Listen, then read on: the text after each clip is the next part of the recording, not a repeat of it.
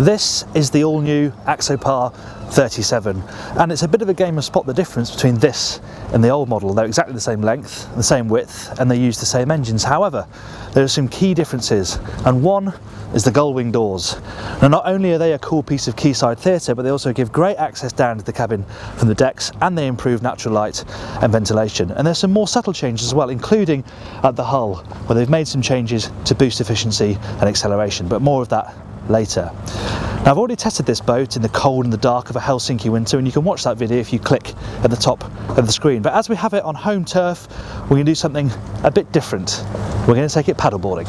Now, like the previous 37, there are lots of options for the deck layout. You can have an open version, you can have the sun top, you can have the cross cabin wheelhouse version that this boat is, and also lots of options back here. So you can have this completely open, you can have sort of low slung sun pad with dedicated water toy storage underneath. You can have the cabin as before as well with the sun pad on top, so you have a double cabin back here and the double cabin forward. Or you can have the layout that this particular customer has chosen, which is the wet bar back here, and you've got these 3 individual seats back here on the transom. It's a nice setup. It's really good for water sports, what we're going to be using it for today, and it's very sociable. It's a bit of a shame that these are held up by straps, because that's a bit fiddly. It's a shame that they don't hold themselves up, and you do have to take them off to lift the engines right up, but actually they're quite useful, and it's a nice place to sit when the boat's trucking along. Now, so a bit of a closer look inside now. And the reason why the cabin version of this boat, the cross cabin, is so popular is because it's so flexible. In good weather, you can open everything up like it is today, both side doors wide open. You've got lots of glass anyway, so it's very bright. But then you have the electric sunroof. It wasn't electric on the old boat, it was manual. Now it's electric. It's a one-touch system, and that's great. If the weather turns, you can just shut the doors, and you're completely insulated from the conditions. It also makes it very quiet. It means you don't really hear any engine noise at all either. And a big effect inside from the Gullwing Doors as well. So let's go down into the main cabin,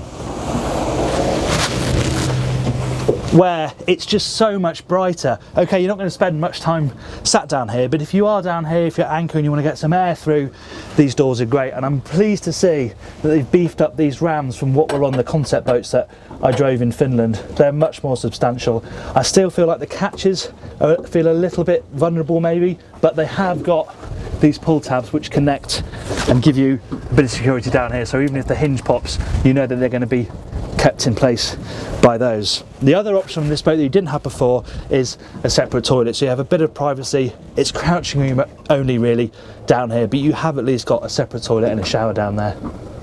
So why go paddleboarding, I hear you ask, especially in the rain? Well, there's no better way to test the boats in the UK than a good old rainy British summer's day. But also, Axopar now thinks of itself as more of an adventure brand that boats as a springboard to your other hobbies, be that mountain biking, paddleboarding, windsurfing, diving, whatever it may be. They like to think of the boats as a springboard into that lifestyle. So why not take it paddleboarding? The other reason is it gives us a good chance to get to know the boat really well. Familiar with the 37, big fans of the old boat, and actually from a distance you may struggle to tell the difference between the two, but there are some key differences. And when it comes to dynamics, a key thing is efficiency. They work really hard to make the fuel even more efficiently done. Works the hull, although it's the same length and width as the previous boat, they've played with the transom, they've played with the arc end of the hull to make it plane that bit more quickly and to make it more efficient at realistic cruising speed. So 30 knots, doing it right now, you're looking at around 90 litres an hour between both engines, which is pretty impressive considering you're covering ground at quite a lick. And that is really what the 37 is about. Yes, it's great fun to drive and handle, got lots of grip, plenty of power from those engines, but it's that 30-35 knot cruise, given that you top out at 50 knots comfortably with these twin 350s, that's really where the sweet spot is, about 4,000 RPM. Now, this boat has got the largest engine you can have on the 37, the twin 350s. If you go for the Brabus version, the Shadow 900, you can have twin 400s, but the twin 350s are a very popular option on this boat, and for very good reason. Pickup is excellent, mid-range you've got plenty of punch, and it's so comfortably cruising up to 50 knots, it's almost laughable. The driving position, very familiar to the previous boat. There are some tweaks, like the fact you've now got full glass bridge, so the Sinman MFDs are incorporated into the dashboard itself. It's very clean, very clear, but it's nice that you've got proper backlit buttons for things that you're going to use quickly, like wiper, horn, lights, etc. You don't have to go through menus to find those. Some things are a little little bit clunky ergonomically, like the fact that the lean chef on this boat is behind the joystick, but that's something you can move. And it's a bit strange, you've got these lovely row buttons here, and then the roof button is this slightly cheap looking plastic thing down here. Now you can get a roof rack on the 37 which you could lash a board or a mountain bike to. This boat doesn't actually have it fitted, so we've got our paddleboard stowed down here. This cockpit locker here, because it's an inflatable one, it's just inside the bag, just there. So now we've got to get it blown up and get out there.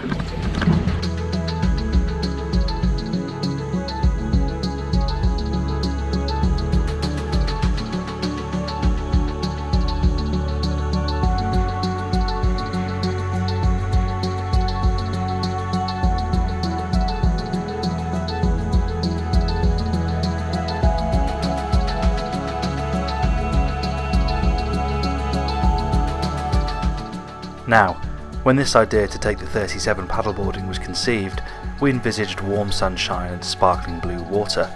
Alas, this being mid-August in the UK, the weather refused to play ball. Undeterred, we headed out to the Needles, dropped the anchor and unleashed our Jobe Yarra 10.6, after which I tried, and failed, to look natural aboard it during a tentative paddle in the shadow of the imposing cliffs. Wobbly paddling and worsening weather aside, this wonderful landmark still shines as brightly as the lamp in its iconic lighthouse, and the 37 got its opportunity to demonstrate quite what a versatile platform it can be. Now, soggy and humiliated, it was time to get back to the boat and dry off.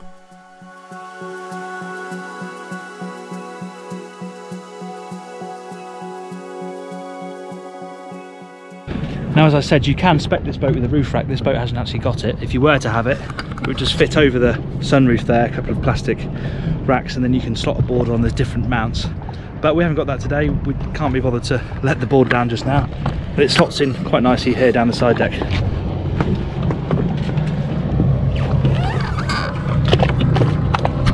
now when the 37 really stands out. We're on our way back in now.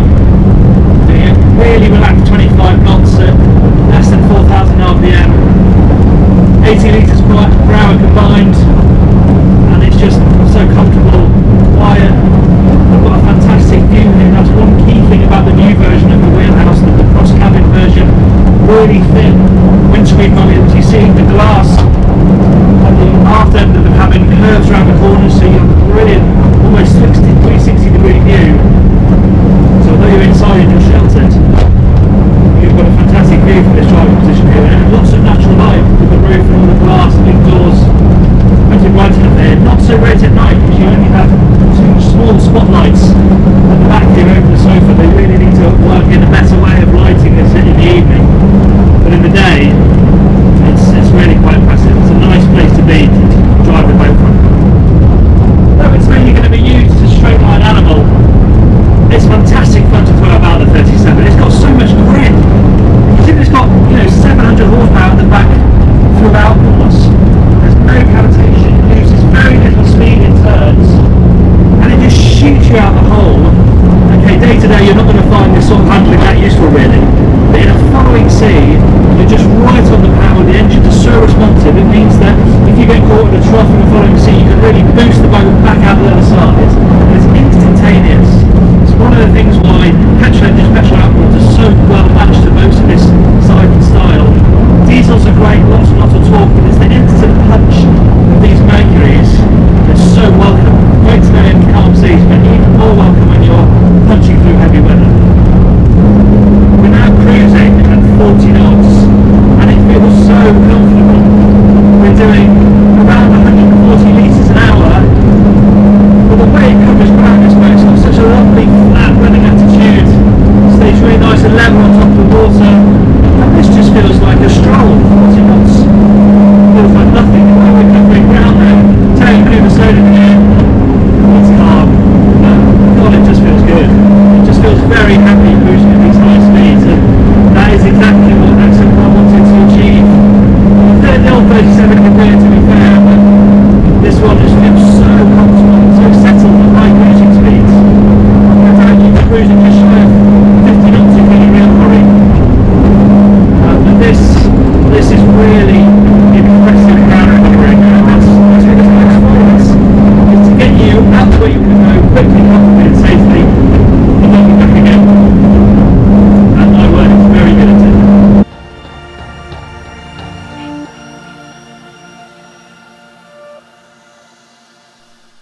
thank you very much for watching this review of the Axopar 37 Cross Cabin and some very average paddleboarding. If you enjoyed this video, please hit like, subscribe and click the bell icon so you're always notified when we upload a new video. We'll see you on the next one.